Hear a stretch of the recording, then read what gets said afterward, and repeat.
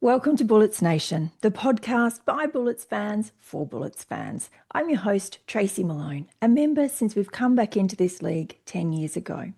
In sporting teams, players change, coaches change, and staff move on. We don't, Bullets fans. We're the constant.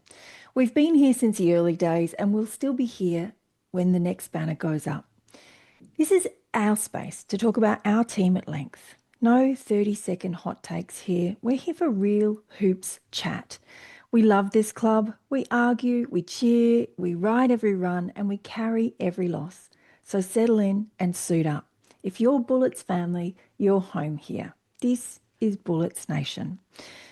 As always, I want to tip off today saying hi to my co-hosts, Scott Husband and Cameron Porluck. Welcome. Hi, Tracy, I can. Hello there. Really looking forward to getting into this week's episode.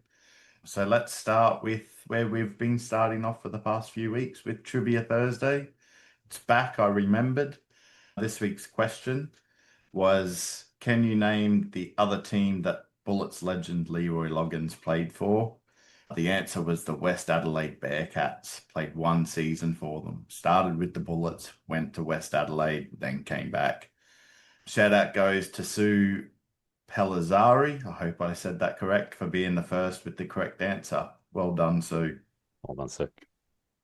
Yeah, beautiful. I didn't know that. I've never heard of that team before in my life. They folded after that season.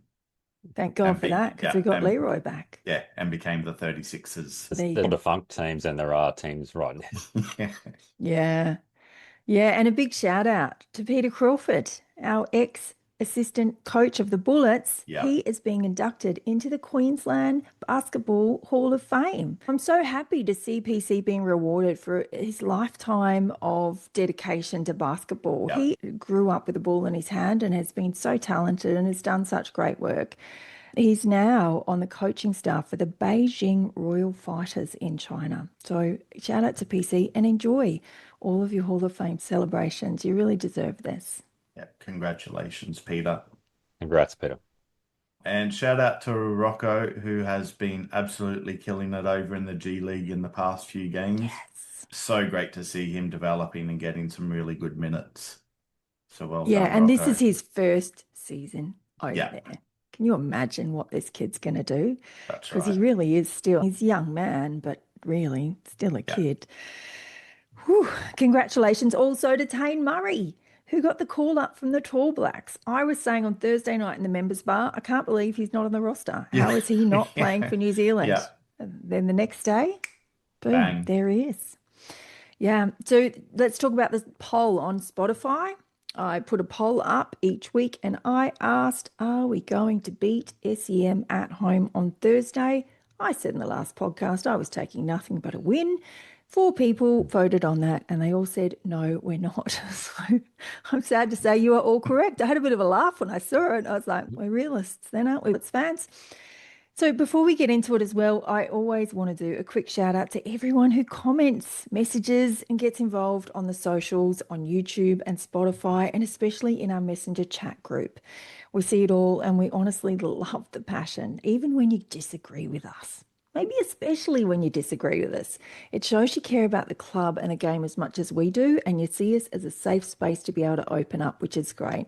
Keep it coming. It makes the conversation better. It keeps us accountable, and it helps this little community grow. And appreciate the feedback, everyone. Yeah, I agree. I love seeing all the comments and the engagement coming through. And the same goes to those who stop and talk to us and raise their concerns and their appreciation of what we're doing at the home games. The more we hear from you, just the better. Yeah, absolutely. And let me tell you, there was a few of them last game. And Cam, if you want to know where we sit, Cam's like on the bench side of the arena and I'm on the opposite side of the arena. So you'll see we split the difference and Scott comes in when he can with his flexi and we're around, and Cam and I are generally in the members bar before every single game if we are at the game. So you know where to find us. Come and say hi. We absolutely love it. Yes. And a quick shout out. I ran into Cash at the front of the arena as we were walking in on Thursday night. And she said, you must look out for the Tiara twins. I reckon you'd really like them. And I said, well, that sounds interesting. Who are the Tiara twins? She said, they wear blue tiaras on their head. And I was like, oh, okay. And then we wandered on and did the rest of the things we needed to do. And lo and behold, the game was over. I left the game and headed to the bathroom before getting in the car and having a long drive home. And I can tell you that many awesome conversations are had within women's bathrooms for some strange reason. It's like some universal zeitgeist thing. This one was just outside the bathrooms, but the bathrooms were the reason that we united because there they were. Shout out to Courtney and Cara. It was so great to meet you. And since you've become a fan of the podcast, you're in. And so I wanted to say a shout out. Say hi to them. They're big Bullets fans and they're really lovely to talk to. And they sit courtside as well. I must say that the game on Thursday night, my head was spinning, like spinning during and after that game. I really should have been prepared with a list of questions before I went in because the opportunities that were there and the people that I spoke to on that night, it was like the Bullets universal gods put me in the right place at the right time to speak with some people. But I was on the spot and it wasn't as easy to pull from my brain the questions that I wanted to ask that I would have asked with hindsight. So we'll air that here. On to Thursday night's game. Before we get to the game itself, as always, we had the Q&A in the members bar. And here is what we were told. The first thing that we were told is that our Australian owner is at every single game and wishes to remain out of the spotlight, apparently. What was interesting to me about that was how it was delivered. Did you feel like they were making a point or was it just a delivery? Yeah, I felt like it was being directed at us after our comments on our last episode, and I'm okay with that. It lets us know that we were wrong. And once again, mind that, I'm happy to be proven wrong on everything we say. But if they don't communicate these things to members and fans, then how do we know? It's why we raised the issue last week. The members and fans out there feel like that there's this disconnect between the owners and the team. And so we talk about it. I'm glad he's there every week. It's awesome to know that he's there. It lets us know that he as an owner cares and is living these lows with us or the home losses.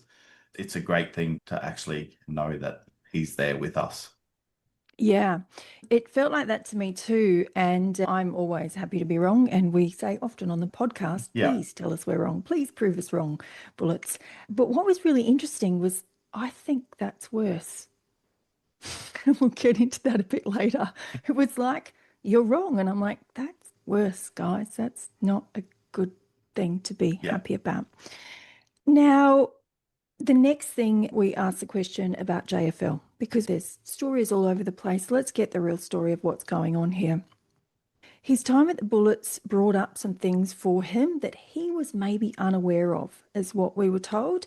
He broke down in Mal's office, and I'm assuming that was after the hamstring injury. I'm assuming that was because he played one game, then got injured. So I'm assuming it was after that when they were talking about what happens next. Mal decided, rightly, it would be best for him to go home and get himself the support he needs, and they released him from his contract. Yeah. And so you cannot re-sign a import after you have let them go.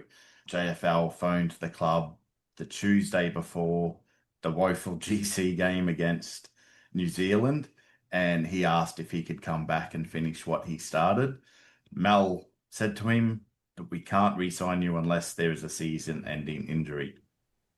And then, sadly, there was. The very next night there was. I asked if JFL has ongoing support to get him through this season. None of us at all could possibly argue with his basketball credentials and his abilities, and it's a bit exciting to have him back. And we were told, yes, he has both a sports psychiatrist, which I thought was interesting. I thought they were a sports psychologist, and so the difference between psychologist and psychiatrist is mental health support and mental health support with the ability to give medications. And that might have just been a slip on the night. So I'm really not sure. And I haven't done any reading, but I just found that really interesting. Either way, I don't think it really matters. He's got support here, which is great. And ongoing here, because it was told that he has support at home. And I'm like, amazing. And now he's here. And does he have support with him? Because my major concern was not in his ability or even homesickness. Taking someone on with obvious challenges and expecting them not to have a relapse with the pressures of professional sport. He doesn't have an office job. This is a high pressure environment, especially in a team that's had such a poor performance record this season and is under a lot of scrutiny. And so this is a high level of risk. And that's why I asked those questions, and the answers I got were good. I quite liked those answers, and I like that he's got a lot of support in place. And I wish him all the best. And I truly look forward to him being able to follow through on his decision to finish what he started. It's such a healthy thing to do. So I think this is great. Yeah, yeah, absolutely. So firstly, I just want to start off with, yes, the announcement of us re-signing him was absolutely wild and crazy. I'd never heard of it happening before. And from what I've been able to find, it has only really ever happened twice before. Once in Perth, it's a little bit different. The player had actually stayed in Perth and had trained and got back into shape, and then Perth re-signed him late in the season. The other was in Sydney. That one was more similar to this in that the player actually went back to the US and then they brought him back in towards the end of the season. So my initial reaction video that I posted up was in response to the wildness of the announcement. It was definitely a shock to the system. A lot of people may question some of what Mel said on Thursday night around what happened with JFL. I think we can put all of these rumors to rest. Everything Mel said, and I love the passion that he had when speaking on this subject, backs up a lot of what they said when they first released JFL. All of that was also backed up initially by Peter Hooley, someone who I love and respect in the NBL media landscape. He spoke really well about the situation at that time. If you can go back and have a look, I think he posted it on X and he may have said something in overtime as well. Yeah, he did. Yeah, and then we had the Code Sports article last week that also backs up a lot of what was spoken about. So there was no issue between JFL and Jaylen. It's all around JFL's mental health struggles and challenges. Further to this, the homesickness incident from his short stint in Europe was also related to these mental health struggles that JFL has been dealing with. Mel said that this was something that JFL had never dealt with before, and for those who have ever had mental health struggles will understand that these things can hit you at any time and anywhere. Just look at Bryce Cotton during the game last Sunday. His breakdown during that game is a clear example of that, and they can be quite confronting and scary. Having had a mental health breakdown last year myself, I can fully understand why he would want to leave and be around his family. It would be a very difficult and lonely thing to go through without those kinds of close supports. So the Bullet sent out an email to members when it was announced that JFL was coming back. And in there, they mentioned that they had continued to check in on JFL and ensure that he had access to the resources that he required off the court. And I really like this. It's a big tick in the positive column for the organization. And we know in the past that they've not done well with looking after struggling or injured players after they've left the club. Harry Froling is a perfect example here. We know everything that went on with that. So when I read that, I was very pleased. I also want to say that the fact that JFL was comfortable in opening up to Mel speaks volumes. This to me shows that there is genuine care from Mel for his players and that JFL felt that he was in a safe space to be able to open up and confront what he was dealing with. What also says a lot about the growth in the club in this area is that JFL clearly feels like the team and organization is a safe place for him to return and continue his basketball journey while continuing to work through the issues and challenges he faces. I share some concerns as well with you, Tracy, on bringing JFL back, in particular to a team that is struggling to get wins, and I worry that this could impact his mental health.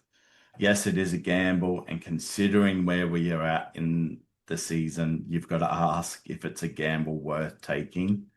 Do those risks outweigh the returns? In this case, I'm probably going with yes, it is worth the risk. Knowing what JFL can provide, and we really only caught a small glimpse of that before he left, so I really do think it's worth it. So what does the club need to do to ensure that they get the best out of him? It's just continue to provide him with the support he needs. He also has the support of his teammates. And if you've read that email and you've seen the little bits from Nordo and so forth, they have fully backed him in here. JFL as well needs to ensure that he's using them and leaning on them. There's actually something, Tracy, you said to me a couple of weeks ago before we recorded one of our episodes. And I was talking to you about some of the things that we're going through here at home and the mental health struggles we deal with on a daily basis. And you said to me, it takes a village to deal with mental health. And on this, you are 100% correct. And that needs to happen here. Yeah, resources, which is why I asked in the members bar what support he has now that he's back. It talked about the support that he'd had, which was great. And I was like, but what's he got moving forward? Because it's so important. My concerns without knowing the nature of his struggles, whether it's like a diagnosis or a trauma resurfacing, the pressure of being a professional athlete come into play here. And from all reports, he has that, thankfully. Yeah. So that's a big positive for the Bullets organisation and a welcome change after what we saw Harry go through. Yeah, absolutely. I'm also going to suggest that we as Bullets fans stand by JFL and be part of that village of support.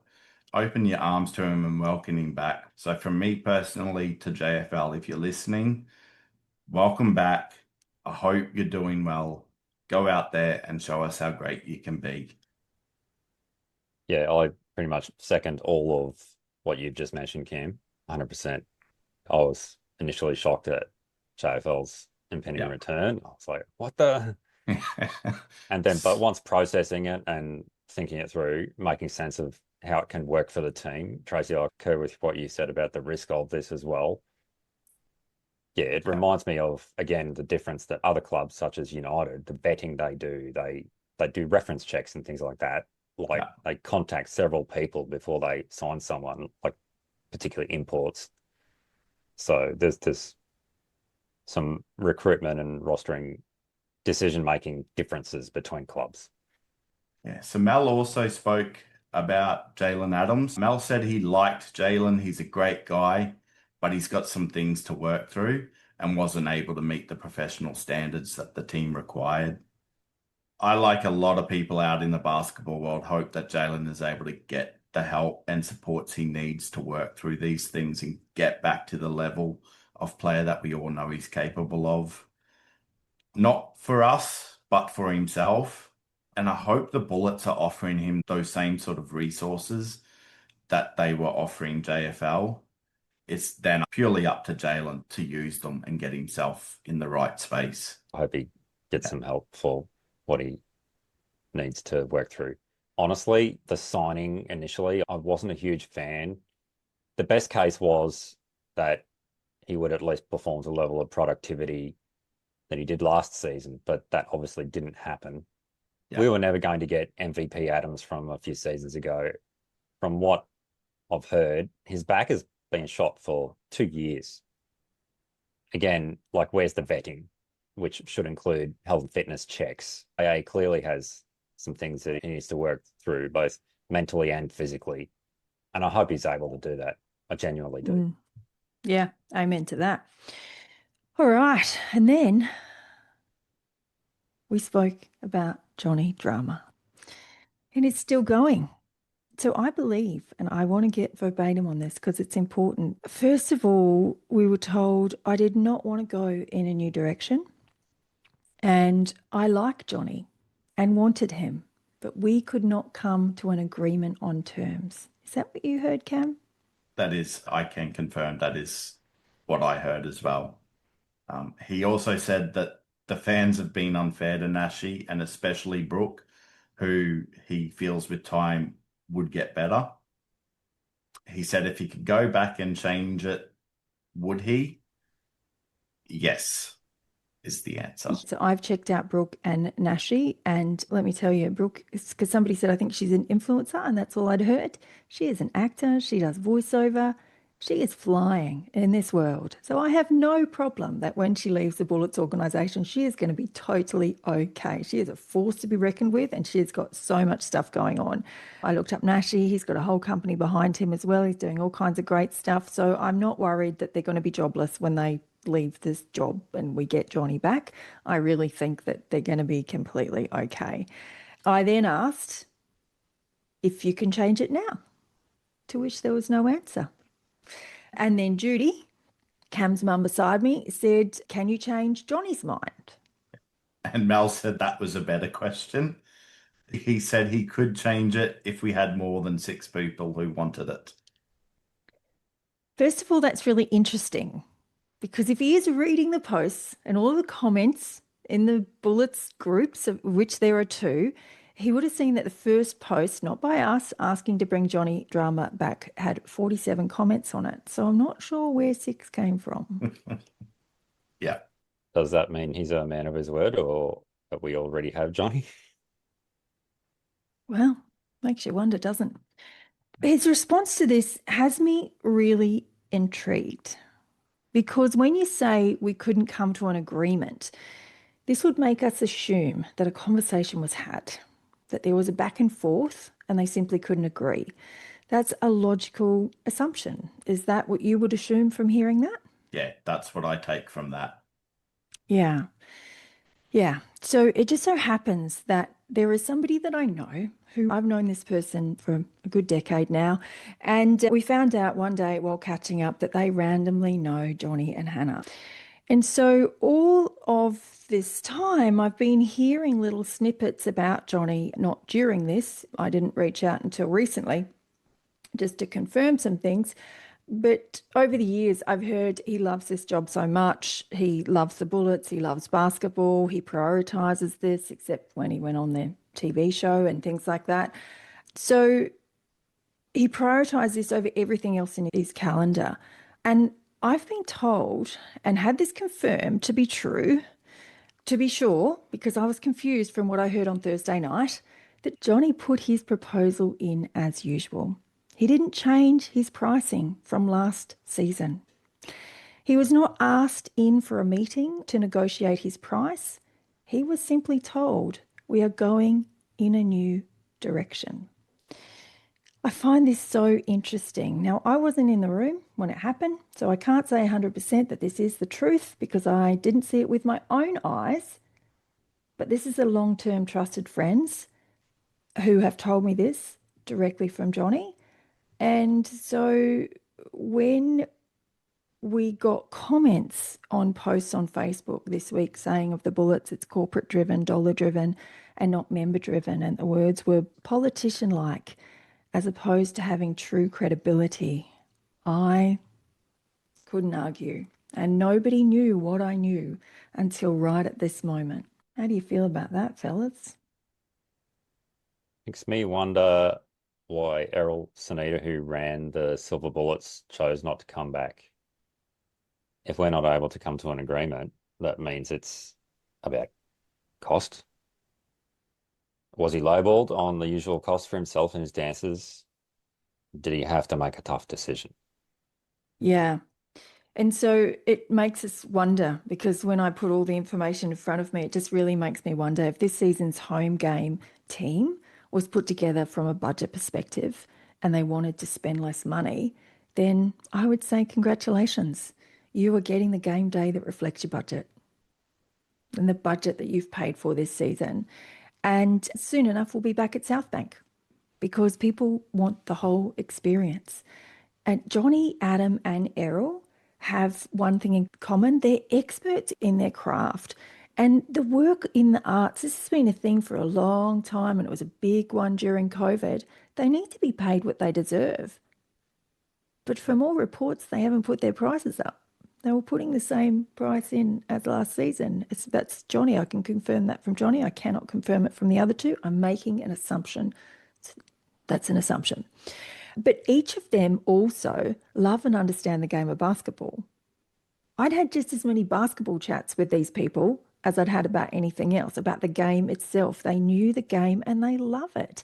So they were a part of the supporters group as well as being the professionals who were on the sidelines at the same time. And they all loved their job and this team. And they've always gone above and beyond. Yeah. So I'm really sad about this. Yes. Yeah. It's a bit of a shame. So we were asked to start a petition, and I have started a petition. I will put the link in the show notes where I can, but please go and have a look at our socials Monday morning. First thing, we're going to have that up. Please sign it, send it to anyone you know who can sign it, and let's get some numbers, because apparently if we get more than 6, we get Jonny Drama back. So let's see what happens there. So Mel also talked about the volunteers. It was only the floor wipers who were not brought back. Mel said they had wanted to go in another direction and give young kids a chance. I haven't really seen any young kids on the floor. I do believe that the NBL says your floor wipers need to be at least 16 years old, so maybe there was just a bit of a mismatch of words there. Yeah, I think it's important to note also that he said that they were in communication with them the whole time, with all of our volunteers. Yeah. So I reached out to the person who had reached out to us initially and raised this as a concern. They've said that those who were not brought back, they're not upset about the fact that they weren't brought back. They're upset because there was no communication about not bringing them back after they had been sent an initial email about choosing their 3 volunteer preferences. And then that's when they heard nothing. And they're also upset that it felt like if they knew they weren't going to be bringing them back, then why just not say that up front instead of sending them that email to choose your 3 volunteer preferences? That's the feeling that is out there. But they're not upset. They understand that they wanted to go in that new direction with the floor wipers, so they're not upset about losing those positions in particular. Yeah, that's sad too.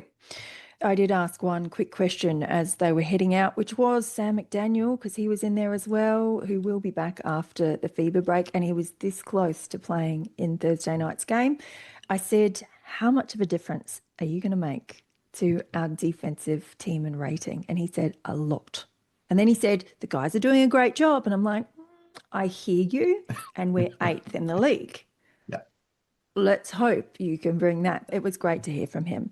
What I found really interesting, they went through our podcast and all the things that we've mentioned around the place, and at no time was the coach brought up and his lack of experience brought up, which is questions we've been asking, nor the lack of a GM of basketball. I think if there's one thing that has been spoken about across everything to do with the Bullets, it has been the coach and the lack of experience and how upset the fans are about that.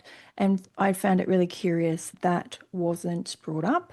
And I can tell you that my walk from the members bar around to my seat, door 11, 3 people came up to me and they were so angry about what transpired in the members bar. They all said similar things that all echo what has been commented on our socials this week around just how that was all handled and the way it was spoken. And I, like you, was not angry at all, Cam. I'm cool with this. I'm sitting in this position for a reason. I say these things for a reason, and I'm an adult and can handle it. But my goodness, they were angry.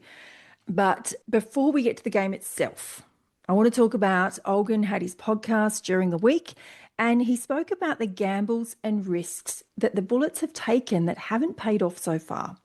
So every team has risks, but the Bullets have taken risks bigger than normal. Every player is a risk. You don't know if they're going to get injured. There's simple risks that you take, and you do your best due diligence, but we've taken risks that are extra. An experienced head coach versus someone with no experience. That's a pretty big risk. Adams with MVP talents, but other issues, and it has been reported that the club was made aware of these issues. Casey, who we love and who we call Mr. Dependable, and I still want him back no matter what, it is a risk signing him after 2 knee reconstructions into a key and port position. That's one that paid off until the other night, but that's again not their fault. And Jacob Holt, knowing he came in with an injury and signing him to a 3-year deal. That is a massive risk. Yeah, so we didn't even get Jacob for the first, 10 games or thereabouts. And for anyone who's wanted to have a listen to Olgun's take, that's the ESPN Aussie Hoops Hour. That's the most recent episode. So go and have a listen to that. It's worth it if you have the time. Yeah. But yeah, Olgun's really hit the mark with everything he's highlighted. Yeah. And so we take that, what Olgun said, and now looks at our off-the-court risks. No GM of basketball, changing our entire, most of, other than Adam, hype team, and changing our entire game day performance. And JFL is another experiment. That is one that I am 100% behind, but it doesn't mean it's not a massive risk, because it is. I truly hope this works out, but I'm really nervous, because we don't have evidence that luck or karma is on our side. When the coin is tossed, it does not land bullet side up. Yeah. So I have a question for Mel. We know you're out there listening. I can't be at the next 2 home games, so I'm going to ask it here for you, and hopefully you can raise it in the members bar for the next Q&A. On Thursday night, you said that the only way we could have signed JFL, and we've already spoken about this, after already having cut him, the only way we could bring him back is if someone was injured for the remainder of the season. So my question is, if JFL had not reached out asking to return to the club, and had Casey not gone down with the season-ending injury, would the decision to have let Jaylen go been made, or was it always going to happen with the way he was performing? That's my question for the next home game, Mel. Okay, good question. Really good question. All right, let's get to the game. There was a game on Thursday night, people, believe it or not, versus Southeast Melbourne, Phoenix, and the crowd was 3,429 people. We're going to speak more about numbers later. The only note I've got in from the game was, love karaoke cam, not during the coaches challenge. They went and did it again and again and throwing t-shirts out. How good was it to me? We won one though. How good was that? The good and the not so good. And it actually didn't affect me personally. It did, because I saw one replay really quick and then it was gone. Yeah. But the t-shirt throwing didn't affect me this game. And do you know why? Because I've got a massive shout out to Mort White and his beautiful wife, who asked me to keep their front row seats, courtside seats, warm for them this game. Oh, what a treat it was. And they did it because they're like, we know you'll enjoy it. And I went, enjoy it? Are you kidding me? It was wild and it was so great. I could see everything so clearly. I was so overwhelmed. The players look really small from my seat, and my seats are like at the front of platinum. And so courtside, I'm like, they're so big. They're so big. I could see so much more of what was going on. Everything was amplified, but I reckon I could even hear what they were thinking. Like I could see where they were looking, and I was like, oh, I know what he was thinking then. I could see where it was amazing. So a massive shout out to Maud. That was a treat. And so much came from that treat as well. The basketball gods looked after me, which I'll talk about later as well. The positive standout for me in that game was Jacob Holt. He can shoot free throws, Cam. He can shoot. I know. How good was that? He started off so good. He dipped a little bit towards the end, but he started off so good. He did. And the whole team did. We were like, I kept looking up and I'm like, we're 100%. On the free throw line. Look at that. Because of those amazing stats on the Jumbotron. I love it so much, the Jumbotron and what's going on there. And the changes they made thanks to what we said. In his 18 minutes, he had 11 points, 3 from 5 from the field, 5 from 7 from the free throw line, and he had 9 rebounds. I love his intensity. He is intense, and in the way he uses his body, which is so important for all basketballers, but he's got enough body to use. He's not tall and skinny. He's got some size to him. Yeah. So really watch this space. He looks to be only just beginning. Like, we're getting the start of this. And as he gets game fitness and gets to know this league, he's just going to get better and better. My concern, though, which I spoke about earlier in the risks, is the limp. And it's there. And I could see it from more seats even more clearly. I was like, oh, I could see it from back there, but now I can really see it. It's small, but he's absolutely compensating. So I hope this irons out over time. I really do. But as we know, Bullets fans, when the coin is flipped, it doesn't always land Bullets side up, which just, it makes me nervous. Yep, I agree. Absolutely love seeing what I'm seeing from Holt.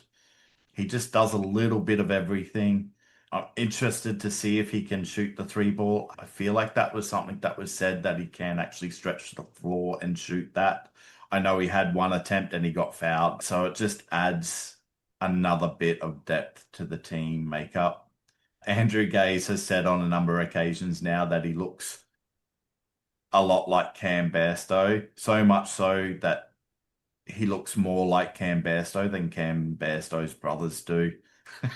Damon Lowry said in the game when he was taking free throws, Cam Bairstow and Jacob Holt have never been seen in the room together. Yeah, I also get the Cam Bairstow vibe in the way he plays. He's really that type of player. I saw the limp as well, and like you, hope it's just something left over from that hip surgery, and it'll work its way out the more he plays. Yeah, that's our best case scenario. I So hope let's so. look at points. Yeah, really hope so. Let's look at points. So Tyrell had 16 points. Dakota had 12. Mitch had 12. Jacob had 11. Alex had 10. This is where we really miss Casey and his 20 points a Yeah. game. JFL and Terry are going to have to fill this gap with 20 points each if we're going to start this winning streak that we need. So Terry averaged 17 points a game in the G League, and JFL in his game for the Bullets scored 17. So it seems we're going to be relying heavily on those two imports to perform from the get-go. Massive shout out to Casey, though. We are truly with you all the way, and we will welcome you back with open arms when you return next season.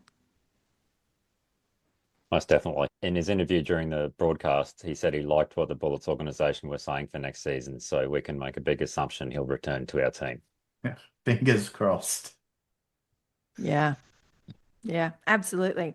So I dug in a little bit this one. I wanted to get deeper into the stats and field goals. We made 25 field goals from 56 attempts.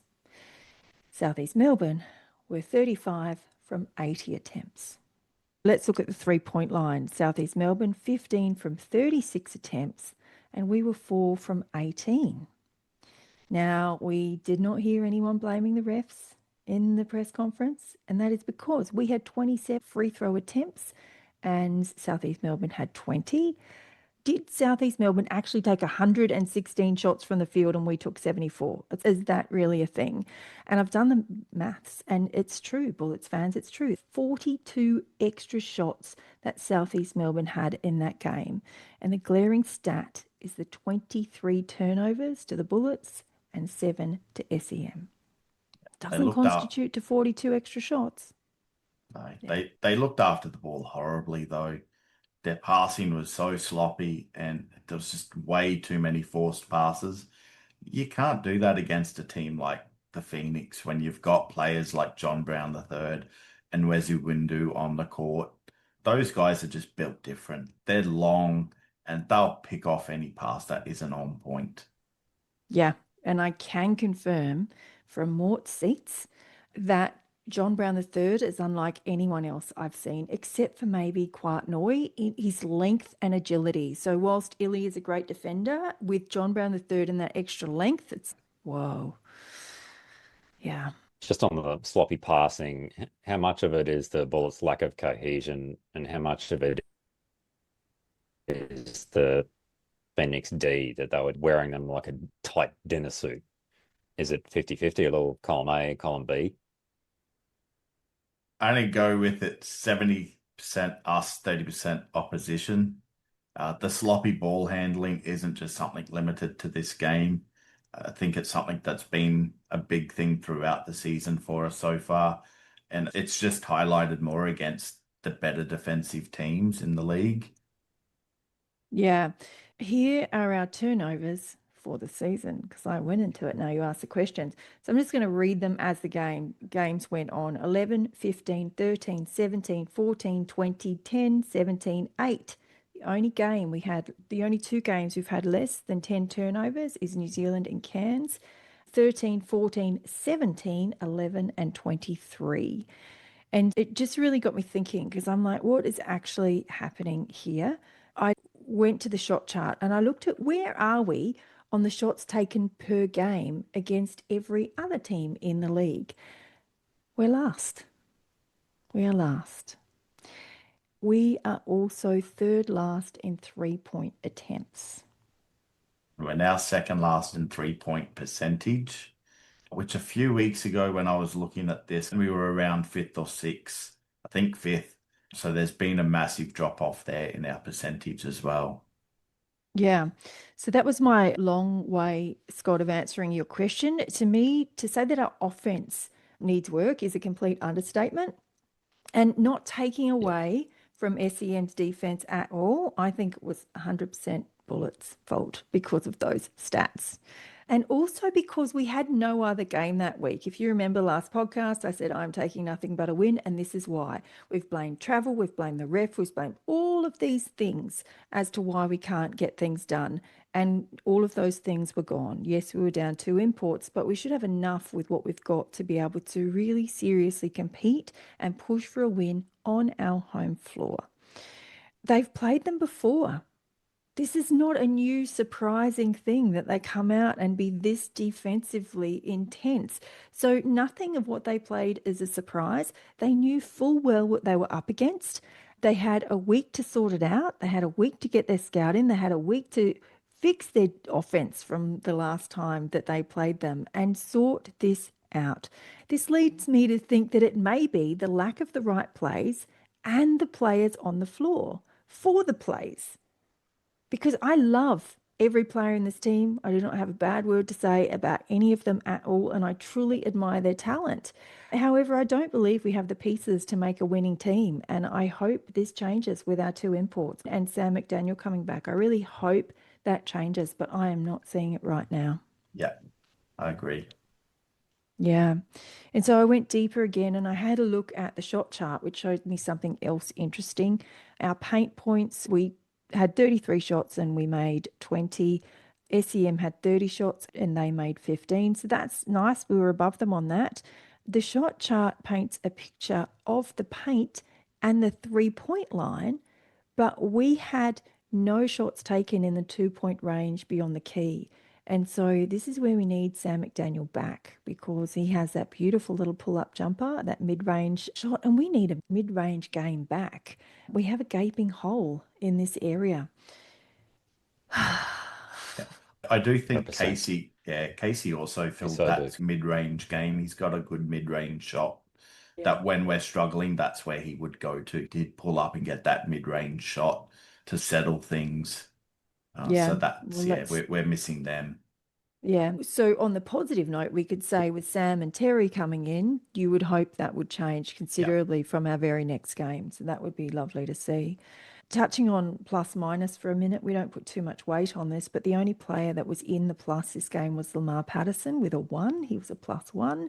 He only scored 1 point, but he was really doing all of those little things to make sure his time on the court was worth it. What is the logic behind not signing Lamar? What does the man have to do to get a spot on this team? So many fans keep asking the question. He is so loved by the fans, and I'm a little bit concerned about how he's being managed and that we may lose him altogether because that is the fear of the Bullets fans, is that he will go somewhere else. And I really think that this is where a GM of basketball would be so important for all the reasons we spoke about in the last episode. It is all, however, a bit academic now because he got injured on Thursday night. It's a hard agree from me on where a GM would be important, could make all the difference. Regarding Lamar, is it a combination of all these things, like the citizenship pending? He's 34.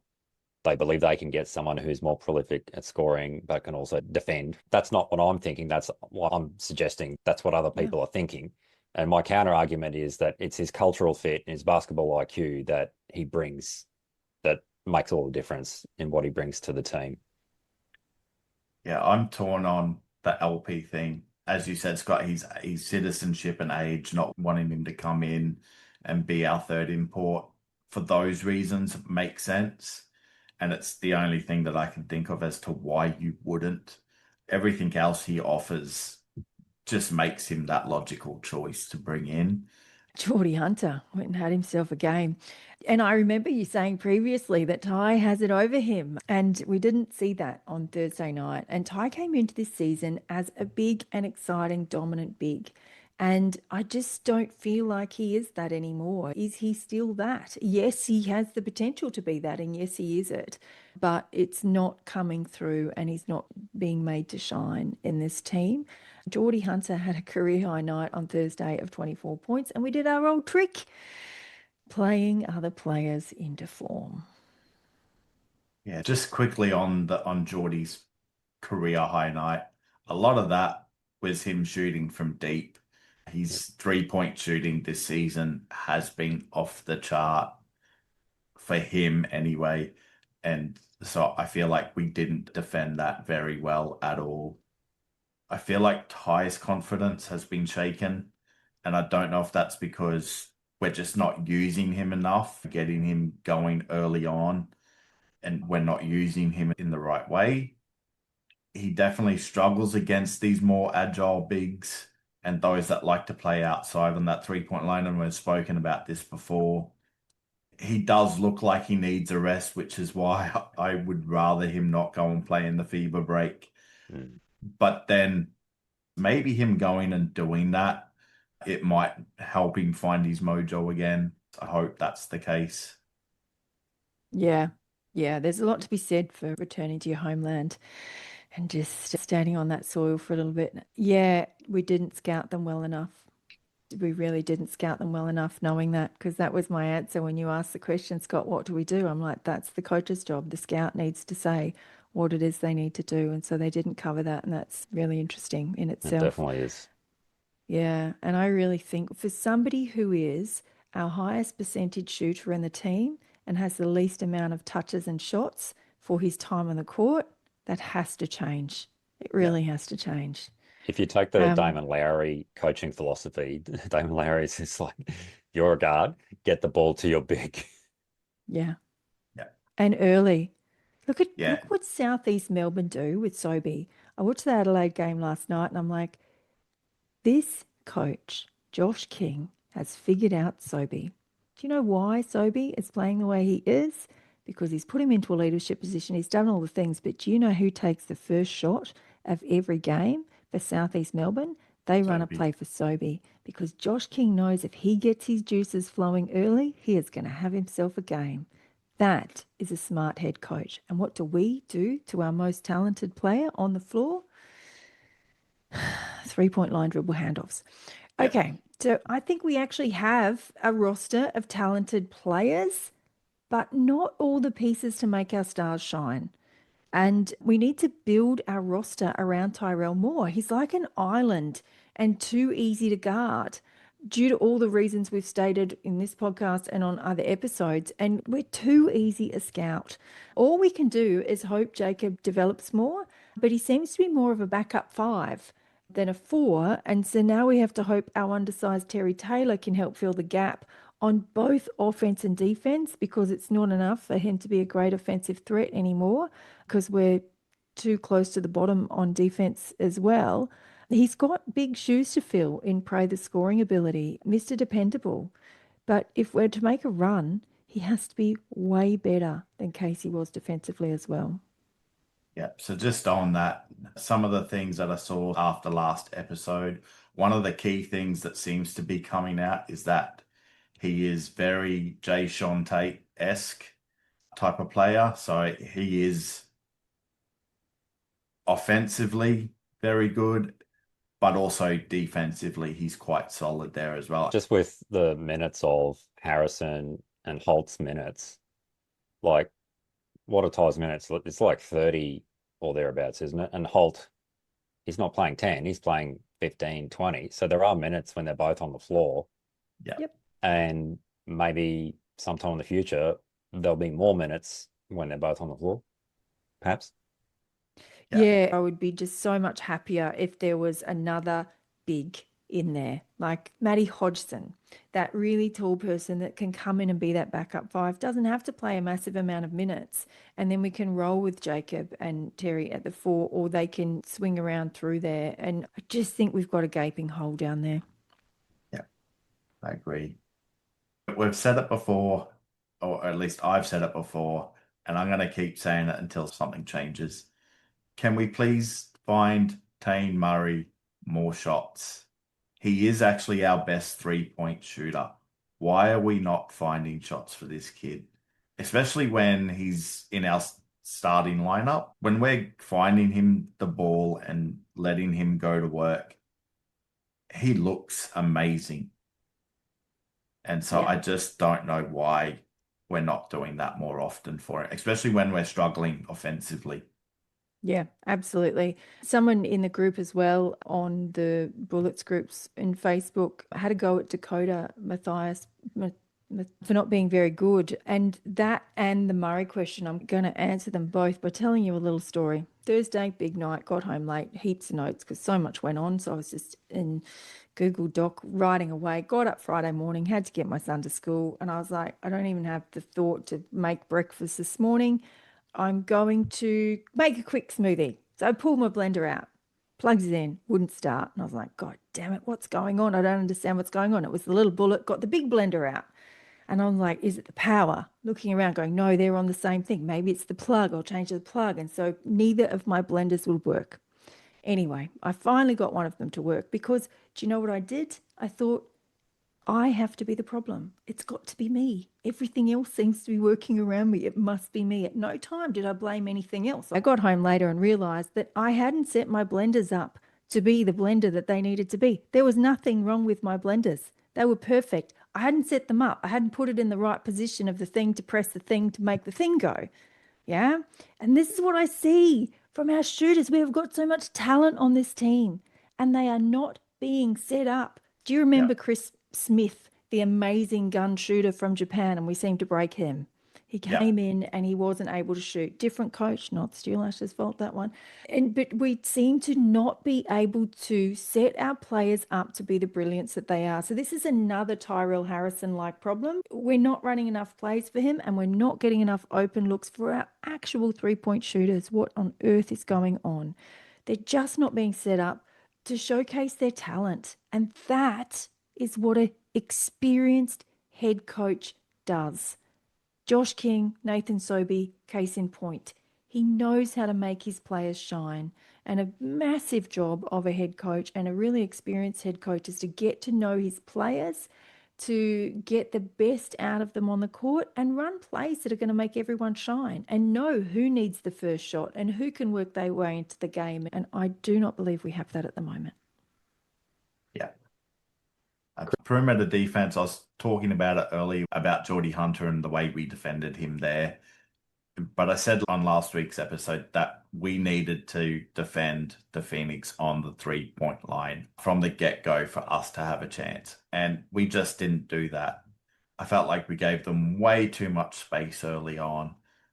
Let them get their eye in. And from there, it was carnage. They're a high-volume three-point shooting team.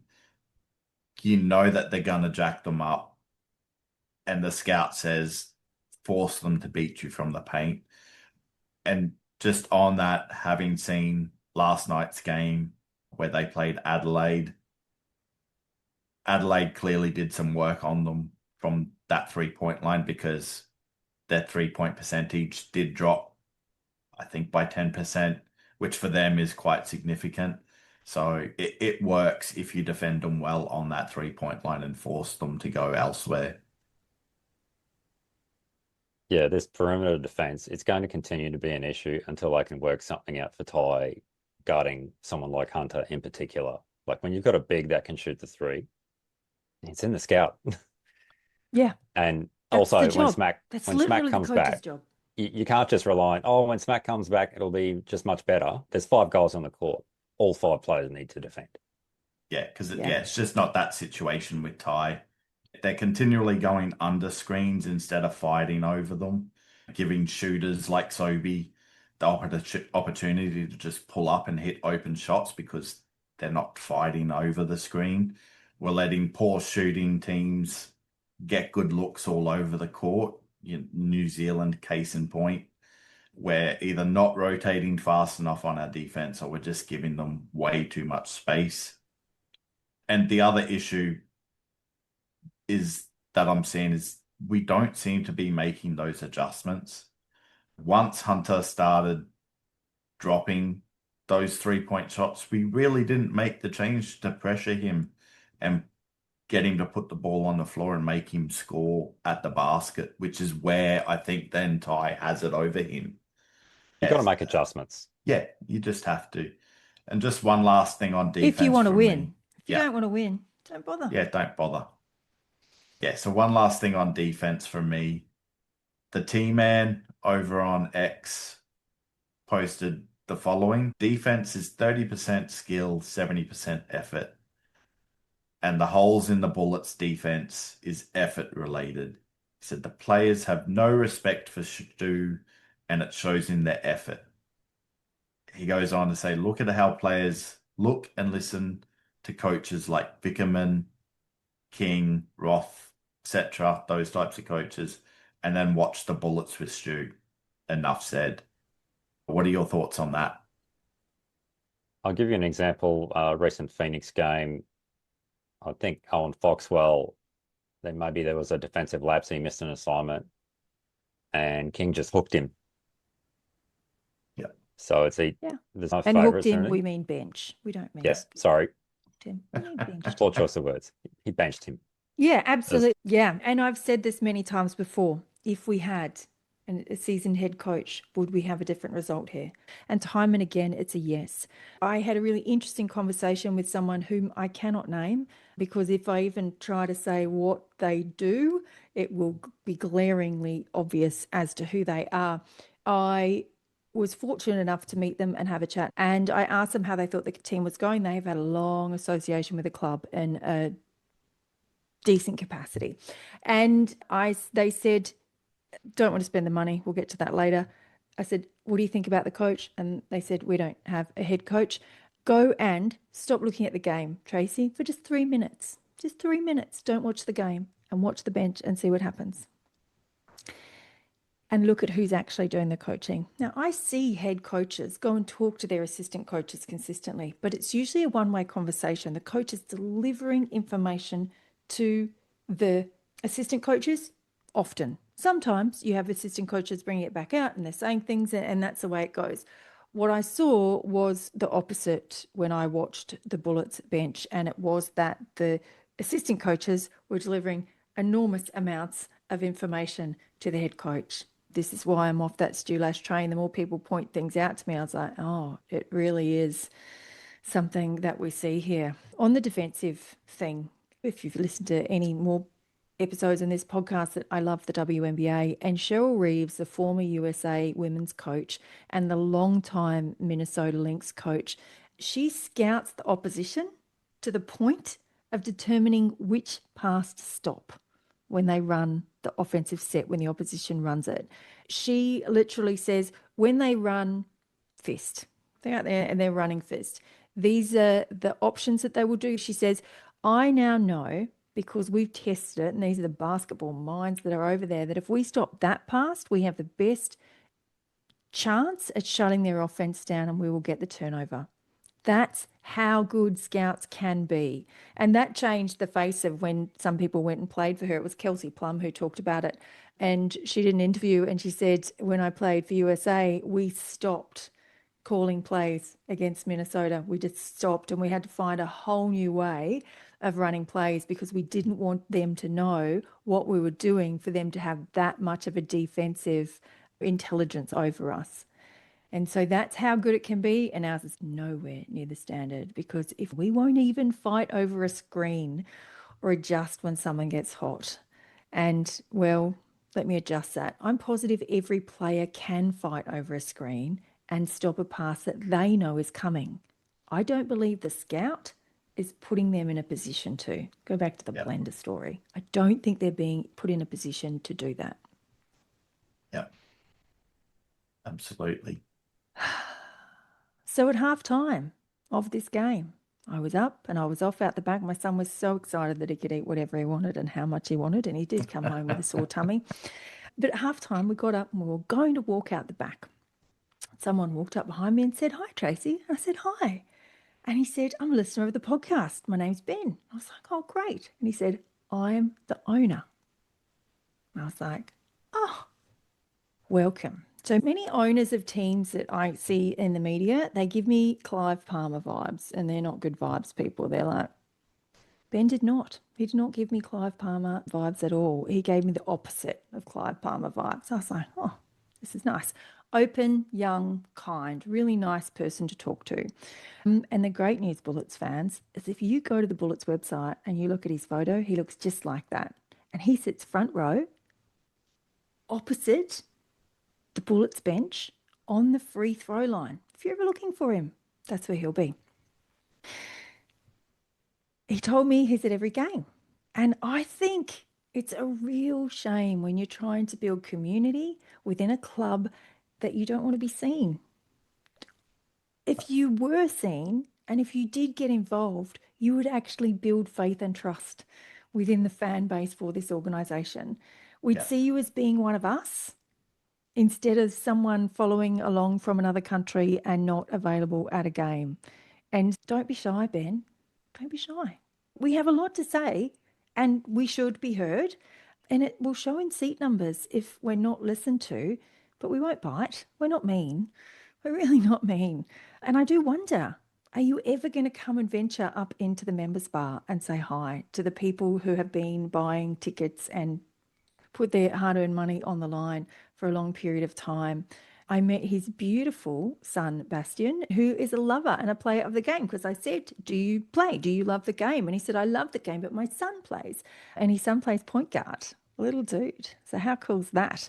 I asked Ben how long he'd been here because, again, I wasn't prepared for any of this. I did not know I would be meeting an owner of the club on that night. Thanks, Mort. See what you lined me up for, Mort? You landed me right in it, landed me in the best place to possibly be. So it was awesome. Second season with the team. And so I explained to him, this is our 10th. We have had so many promises and no results to back them up. And we're getting really angry and frustrated that the club isn't delivering. And Ben said to me that they want to win. They want to win. This is not the tax dodge thing from his words that other people have said it is. And he said that Jason and him speak to Mal regularly. And I understand fully why they're talking to the CEO, as it's the role one directly below them in an organisational chart. It would go owners, it would go CEO. But I have to wonder why they're speaking to the one person in our club with the least amount of basketball experience. This really does actually concern me. It's not that Mal won't know so much what he's talking about, but he can't bring that basketball expertise into it. And so I asked, why do we not have a GM of basketball? He was a little bit flustered, as I was. And he said, "We've got Haj." Which I said, yeah, he's the scout, isn't he? What does he do? What's his role? Haj Turner is the Director of Player Personnel and Recruitment, works closely with the coach, Stu Lash, on player recruitment and roster construction and overall basketball strategy. He collaborates across coaching staff and front office personnel, bringing his knowledge of talent identification and development to the club. Prior to this appointment, he consulted with the club in the 24-25 season. Now he's in a formal leadership role. So is Haj based here in Australia? I don't think so. Based over in the States? Because I know when Stu was that role, that advisor role, he was primarily based in the States. And I always felt that just right now, added. Yeah. I don't think he's here. He was here in the preseason. He was here during the Blitz. Yeah, I remember that. Yeah. But I don't think he's here currently. I think he is just based in the US, which would be for overseas scouting benefits. Yeah, because I just feel like that adds that little bit of extra disconnect to that role in the team. That if you've got that role here in Australia, I get that being over there means that they've got access to more talent in terms of imports and so forth. But I think having them over here as well and working with our younger players. Can we have, well, Spanish term, ¿por qué no los dos? Can we have both? Which is my next point, which is he is not a GM of basketball. He has got a position as a basketball expert and as a scout, you are going to be out there scouting. That's his number one role is talent. He's got to go and find it. And he is not going to be in the Bullets organization in their office working day to day. He needs to be out on the road. And I'm not satisfied at all that we have a club where the top level, we have no long-term basketball knowledge and expertise. I'm not going to stop saying this until we get somewhere. If it's not the CEO, then we have to have it close to that level, hence us speaking out about a GM of basketball. When they restructured, they took out this role, and I cannot for the life of me fathom why, especially when they hired someone from a rugby background. Operating a company at a CEO level absolutely can be done across codes at the CEO level, but the level of knowledge from a basketball perspective can't be transferred. It has to be earned, and it's missing from our club, and it is blindingly obvious that it's missing. So he said, Ben also said, back to Ben, he knows that we're not happy. He knows that we're not happy. And I let him know that what I bring up on the podcast, I'm like, this isn't me. I told him why I started the podcast. And I said, since I've started this podcast, there are so many fans that message me asking me to bring up topics. So I do my reading. Some of the things are my thoughts, and then they concur and it all comes together, and I'm build this wealth of information from there. But some of them are brought to my attention. I'm like, oh, I'm going to go have a bit of a read about that and see what I can find. And they have really good points. So while it may look like I'm having a go, because he said, I really love the podcast. I'm like, are you sure? Are you sure? Or are you shitting me right now? And he was genuine when he spoke like that. It felt genuine. Yeah, so I'm speaking for all fans. It's, yes, I'm the one here and maybe the most vocal and maybe putting it out there a lot, but this is a podcast by Bullets fans for Bullets fans, and not everyone is comfortable commenting on socials and things like that. Yep. And I was very clear, we're not stopping. We're not going to stop until there's change. And not just me and you guys and this podcast, Bullets fans. Yes, change for the better, most importantly. Yep, absolutely. And he said, rightly so. And he said, we love your passion. Thanks for the podcast. Keep it going. And he said he refreshes every Sunday waiting for it to come out. So let's hope appreciate that way. Hey, that's awesome. Right now. Yeah. And that's why he came and said hello to prove he was at the game. But it's worse that you're at the game and we don't know you're at the game than it is if you're not at the game. And yeah. So you've been there the whole time and you just don't want to be one of us. Is that right? You don't want to be seen by us because we're not worthy of being spoken to. We don't deserve to be connected with by one of our owners. What do we have to do here to build connection and community with this organisation? And every turn, I feel like we're being given the hand, not the lean in. Yeah, I get that. Ask questions. Owners, not all owners are the same, and some are private and do want to come to the game and watch games. And it's not a one size fits all. But if you watch a 36ers home game, like, think about how many times the camera pans to Grant Kelly. We know who he is. They cannot pan the camera on him and still come and talk to us in the members bar. So Ben can say, please don't put me on TV. I don't want to have the cameras on me. And he can still engage with the fans. Yeah. It doesn't have to be all if you talk to the fans, you have to be on camera. We don't care if he's on the telly or not. We care that he's at games, and we want to have that access and that voice of somebody from the ownership that's not over in America telling us, we're with you. We're working on it. Stay with us. We hear you. Like, nobody is saying we definitely hear appreciate you the yet. feedback. Yeah, absolutely. We're being argued with a lot, but we're not being told we hear you. So the press conference, it's a bit of fun now when I get home and I've got to watch the press conference going, what do we got this week? Stu Lash said in the press conference a few weeks ago, or maybe it was on his SEN interview, that he still believes we can make a finals run. I found this really interesting. At what time does this become academic? Because the run of wins that we would need to push up into that top four is actually really quite high. Maybe this is my Rain Man tendencies. I can name for you the blowouts that we've had. It's Sydney, Illawarra, the 2 Phoenix games, and New Zealand. So there's 5. And people say you can have 2 or 3 in a season. We've already had that many.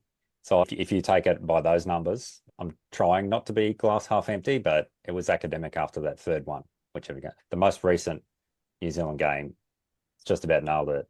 I want to be proven wrong. I really do. Yeah. Which each of these blowouts, irrespective of who we're waiting to come back for, it appears less likely we can contend for top 6, let alone top 4. Yeah, I'm not sure top 4 was ever on the cards for us, even at the start of the season. I certainly didn't have us top 4. I had us in the top 6. So I'm not sure why he would be thinking now, considering the position we're in, why we would be finishing top 4. I still think 6th is possible, but not probable. The reason why I think it's possible is both the Hawks and the Tassie, who for me are the only other 2 teams contending for that last spot. I think the top 5 as they are now is going to stay the same. May change a little as to who sits where, but that top 5 is already locked in. And both of those teams are showing the exact same sort of inconsistencies we are. Maybe not to the extent, although Illawarra is in that. They've had a few blowouts as well. So I'd probably back Tassie in to make that late push towards the end of the season as they get their full roster back. And a lot of that is because of who their coach is. From a talent perspective, as we've already said, we can make that push. I know I don't have the same faith in our coach to get the best out of our team for that to happen. So I think we now miss out, even if we end up on the same season win-loss record as, say, the Jack Jumpers. The percentage is a killer. Yeah, we're going to miss out because of that percentage. As you said, those blowouts have just hurt us way, way too much. Yeah. It's already. So let's look at the numbers. I agree with you. To make the play-in the top 6, Brisbane likely need to finish around 16 to 17 wins. And this is 6. We're not going top 6 like number 5. We're going 6. We're scraping into number 6 here. We need to go roughly 11 to 7 or 12 to 6 from here, plus sorting out their points percentage, which I just don't think they'll be able to do for reasons you just said. To push for top 4, we're talking at least 18 wins, which means something like 13-5 the rest of the way. That's a genuine surge, not just we stopped being terrible. So much has to change. Points percentage, we have to stop getting belted, and there's no showing that's going to stop anytime soon. And we have to start winning games by more than single digits. So those 2 things are going to have to change the percentage, and I don't know that we've got either of those. Will we win some games? Sure. But will we win them by the percentage? Because we've given 5 other chances for other teams to up their percentage considerably by letting them flog us. So the tiebreaker, it's a bit ruthless. The last 3 seasons, they've all come down to percentage. Close losses still hurt us. Too many 6 to 8 point losses really add up for us. It means realistically, we need to go on at least 1 win streak of 5 games. Can you see that in our future of a win streak like that? I'm going to go with yes, but there's a big, massive caveat because, and it has happened the past 2 seasons. So last season it was Phoenix. Season before that it was the Hawks. Am I right? Yeah.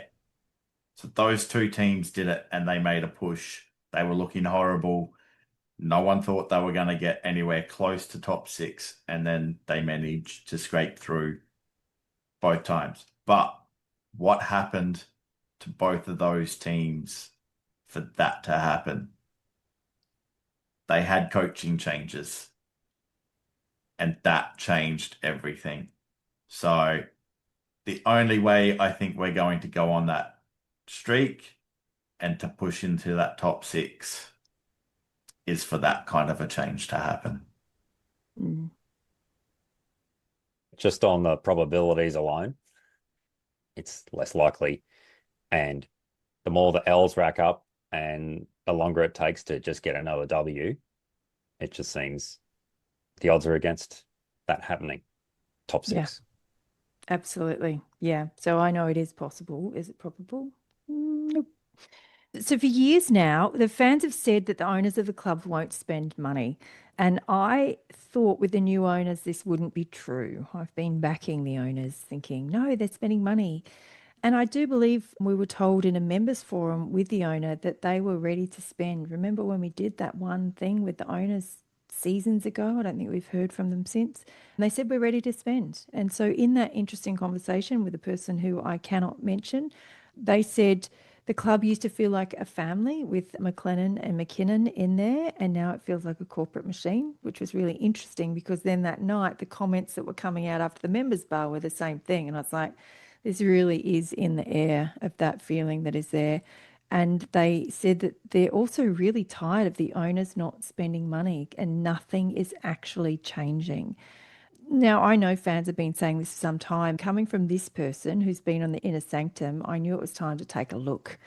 I thought, all right, this is what I've been doing for the last 2 days, is I've been sitting and looking through so many things. So I ran another search and we've got cap spend, and that counts against the NBL soft cap after marquee exemptions and next star discounts, injuries, etc. And then we've got the cash spend, what the club actually shells out in dollars, including tax covered imports and bonuses. And this is a little bit closer to the players list spend. 22-23, ESPN only publish the total spend, not cap versus cash separately. So their total spend. Now, this is the year that Aaron Baines came back into the league and was the highest paid player in the NBL at that time. And I believe he was on 900,000. It wasn't $1 million, but it was very close. So we ranked sixth on spend at 2.35 million. And the top was Adelaide 36ers at 2.92 million. So there's a bit of a difference there, but it's not that massive. Yeah. 23-24 season. Again from ESPN, how much each team spent. And these are released post-season, so we can't tell you this season at all. We won't be able to do that until after. So our cash spend, this is the second season where we still had Baines and Sobey. We were eighth on the spend list. Which one's that? The cash spend. So our cash spend, we were eighth at 2.8 million. And this is where the difference in spending becomes quite obvious because the Perth Wildcats at number one spent 3.6, above 3.6 million. Adelaide 3.2, Jackie 3.2, Melbourne United 3.1, and then it goes down a bit. We were eighth in spending, and our cap spend, we came in ninth at 1.7. Perth Wildcat spend was 2.4 million. Thanks for clarifying. And Adelaide 36ers were number two at 2.2 million. So you can see where we are on the spending. Yeah, so an article by Olgun in last year's season 24-25, given the underspend and access to equalisation subsidies, plus the new ownership situation, Brisbane and Adelaide being talked about as the clubs with the most room to go big in upcoming free agencies, and we're below average. So by the numbers, it seems we didn't take that war chest. We simply reduced spending, cap spend ninth, cash spend eighth. And we had a GM of basketball, Sam McKinnon. Yeah. So at the time where Olgun was reporting, yeah, we can go big this time. We actually did less. So that's where 24-25 season that is. We were ninth in cap spend. And look at this disparity again. So we were just above 1.6 million and Melbourne United were 2.4 million. So look at the difference. And our cash spend, Perth were 3.9 million, above 3.9 million, and we were 2.5. We cannot compete if we are not matching those budgets. And these numbers are a clear indication that everyone's right. I really didn't think they were right. And everyone, you're totally right. Our owners are not willing to spend the money it takes to build a team that can compete for top four. Not on players. So I think Or staff. They sacked the GM and never put anyone else in. Yeah, I think some of the money that they have spent has been on things like the high performance center and then actually bringing in some of the other support stuff. So I get they let the GM of basketball go, but some of our other support staff around the physios and all of that. There was a time where we did not have full-time medical physio staff. I think it was the season where Harry had the one-punch knockout incident. I think it was that season where players were injured and so forth, and we had no physio staff or anything traveling with us at all.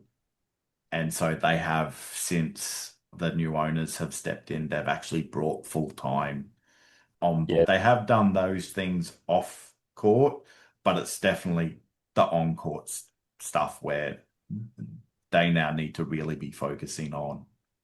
Yeah. And I think it's a really positive aspect that they're spending on those things like Yeah. physio, strength and conditioning, all of those things. But the high performance center doesn't help the narrative that these people are developers and they're just here to develop things, not actually develop a basketball team. They're more interested in buildings than they are in the team itself. So that one's a bit of a great and, oh, whoops. And none of it matters if you've got a team that's losing that Yes. much. Yeah. It really doesn't. It needs to translate onto the floor, because what will happen next is the numbers will keep going down. Let's have a quick look at our average crowd numbers across a few seasons. Now, none of these years did we fare any better than we have this season. But I think this season is becoming the straw that's breaking the camel's back of being ignored by the new ownership and by the Bullets organisation. So in the 22-23 season, we averaged 3,915 and Nissan's capacity was 5,000. 23-24 season, we averaged 4,396 at Nissan, which was great. So they made the decision, which was controversial, but I backed it because growth means growth. Growth is good. Bums on seats is great. So our average last season, 24-25, was 5,423 at BEC. Our average this season so far is 4,874. Last season, you could say it's all the Wednesday night games or Thursday night games. So last season, we had a Wednesday night game against New Zealand where we had 5,341 people at the game. And this season, we're getting 2,275 people to a Wednesday night game. And we had 3,500, which is less than that, 5,300 at both of our Thursday night games this season. Yeah, so it's a moot point here, but I'm going to ask the question anyway.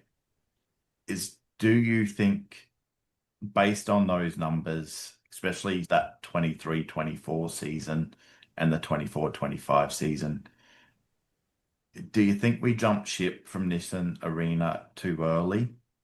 Could they have found a way to maybe, and I don't know if it was possible at all, to add in an extra 500 seats or so to Nissan Arena and keep us going there, and having to turn away people? Would it be better to be turning people away and saying, sorry, we're at capacity, or now we've jumped to the entertainment center, we're still struggling on court? Nope.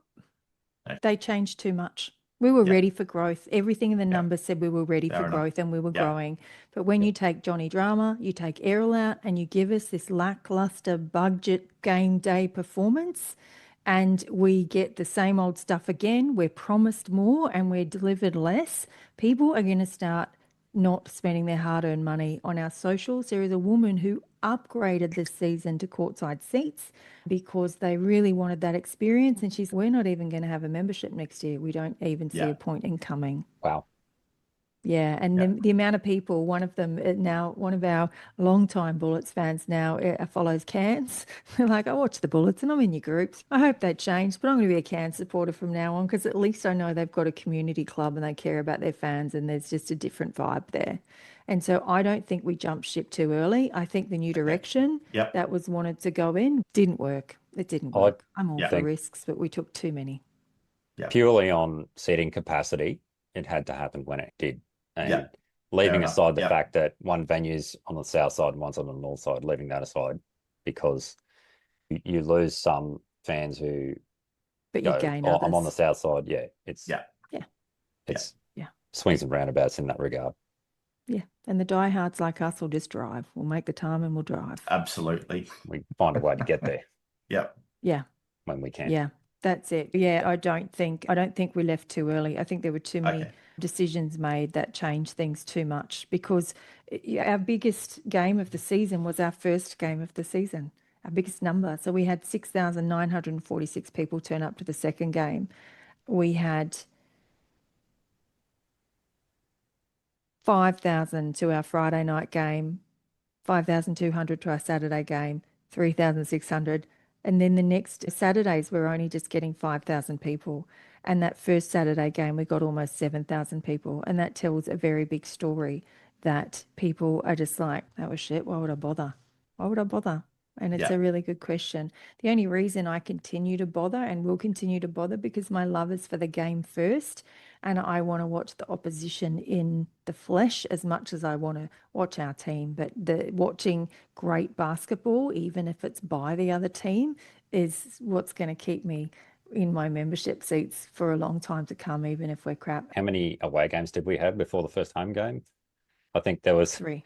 people who were just itching to get to the first home game, and second one to a lesser extent. Yeah. Yeah. And so they got there and they read the room and went, "No, I don't know." It's a big deal getting to a game. It's a big deal because you've got the travel time. And then if you're going to pay for parking and it's all the things, you've got to take everything to account. You've got to take into account it's $30 per person to eat there. And that's probably a bag of chips and a drink. Like it's exorbitant pricing. And so there's so many things you've got to take into account. And I think people are just adding it all up going, oh, that versus staying at home. I think I'll stay at home. One of the other reasons that I started this podcast was because every season we got to fill out those members' feedback forms. I would fill it out every season. I would say, you're not building community. You're not taking us along for the ride with you. I kept saying your socials aren't good enough. There's not enough engagement. We don't know enough. I don't feel like we're a part of the Bullets team. You keep calling us the sixth man. Does anyone, Bullets fans at the moment, feel like a sixth man? I certainly don't. And we were locked out of what was actually going on. And so all we could do was speculate. And so I chose to start a community here through a podcast. And while our members' experience has been elevated this season, not much else has. So game day lowered considerably. Why do we have to start a petition to have Jonny returned when you're reading all of the comments and listening to all of the videos, etc.? And so many people are asking for this change. This is a fan podcast by Bullets fans for Bullets fans. And as I told Ben on Thursday, we won't stop until change has been made and we can see the results for ourselves. Yeah. Cam, you mentioned top 5 seems fairly static in a sense, like the 2 Melbourne teams, Adelaide, Sydney. Yeah. So that 6th position could be Tasmania, Brisbane, Illawarra. So out of Brisbane, Illawarra, or long shot New Zealand, who do you guys think will get the 6th? And or Tassie? Tasmania? Yeah, I'm backing Tassie in as much as I want it to be us. And I really do hope it is us. I'm going to back Tassie in if they can get healthy. So they've got some issues with Will Magnay and their other import, who I think is close to being back. And then obviously Drimick's out as well. He started the season off really well for them. So if they can get healthy as well, I think it'll be them over us. But if they can't do that, I think we'll beat the Hawks. They've had those blowouts as well, and they're struggling with their offense a little bit. So I think we can beat them. Tassie's the one that I think is our main issue. So Illawarra's at 91 and we're at 92.3. Yeah. And Tassie are at 96. Tassie are at 96. Ooh. And now I think Breakers are sitting at 100. Yeah. Yeah, because we let them flog us. I don't think that's telling for New Zealand. I think it will be between Tassie and Illawarra. Oh, based on purely on percentage alone, I'm going to say Tassie. Because I think that's what it will come down to. I think we'll all swell around there. And I do know that at the start of the season, I said Illawarra to win it. So look at what I know. Fearless predictions at the start of the season. Yeah. And I didn't even look. I just pulled it out of nowhere. Oh, I was similar. Yeah, I was just saying, oh, whatever, I'll have a go. And I don't care if I'm wrong. But I think Illawarra has the best team to make it. I think, but I think watching Sydney play them, Quietnoy showed everyone how to beat Illawarra. And that was take out Davo. They don't have much else as at the moment in the way of how to win. And so that's why I think it will be Tassie, because I just think in this situation, Scott Roth will come through. Yeah. Yeah. What do you think, Scott? What's your answer? Tasmania. Tassie? Yeah. Well, go on Tassie. Let's see. Maybe we should all move to Tassie. I don't know. See how cold and wet it is down there? Okay, we're not going to do Who Needs to Step Up this episode because we're going to have another episode before our next game where we will do that. But today I would like to finish with a question that Olgun asked on his podcast. If Jason Levian was not an owner of the Bullets, would Stu Lash be the head coach right now? And I'll add a final question of my own. And these almost feel rhetorical, don't they? They really do. And it shows the rhetorical gaping. Yeah. And they're not. They're actual questions, but they feel very rhetorical. So I had a question of my home. Would Stu Lash be hired for any other professional NBL standard basketball team anywhere around the NBL standard in the world based on his resume alone? And there we have it, Bullets fans. That is how we are finishing up this episode. Thanks for sticking with us. This was a long one. Do not forget we have the Jonny Drama petition to sign. So jump in and sign that. It will be on our socials. If you can't find it, just message us or ask us on our socials. We have our Bullets Nation chat, which is loads of fun. And so jump in there. And other than that, thank you for watching. And we will see you on the next episode of Bullets Nation.